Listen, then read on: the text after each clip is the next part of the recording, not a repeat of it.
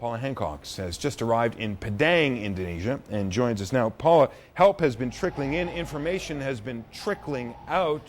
What can you tell us?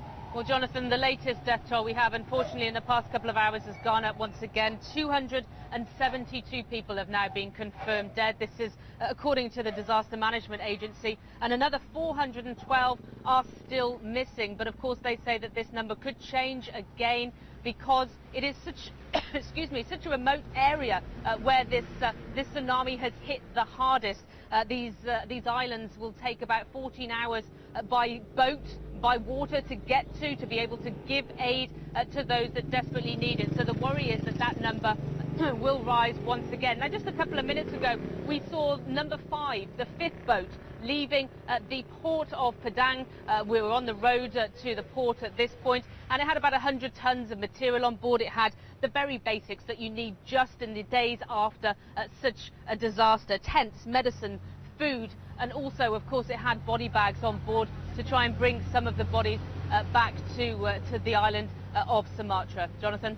Now, Indonesia is an archipelago of islands. You can lose count of the thousands of islands, but there were 70 islands in the chain that got hit by the tsunami. Have authorities been in touch? Have they had communication with each of those inhabited islands?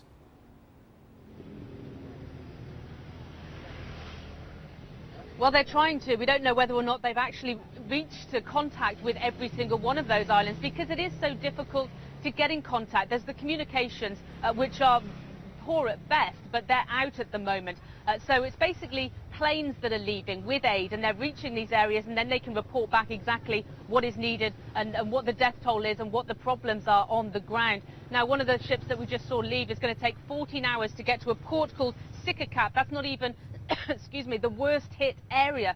It'll still take another few hours to get to the Pagai Islands. These are the ones that are really badly hurt, which have also been called surface paradise because the waves are so good. But the fact is, it's not known exactly how many people have been affected at this point, because it is so difficult to get to these areas, and it's only actually the big ships that can get there. They have a lot of smaller ships and boats on standby, but the fact is the waters are too rough, and also there are reports of debris in the water as well, so they just can't get to shore.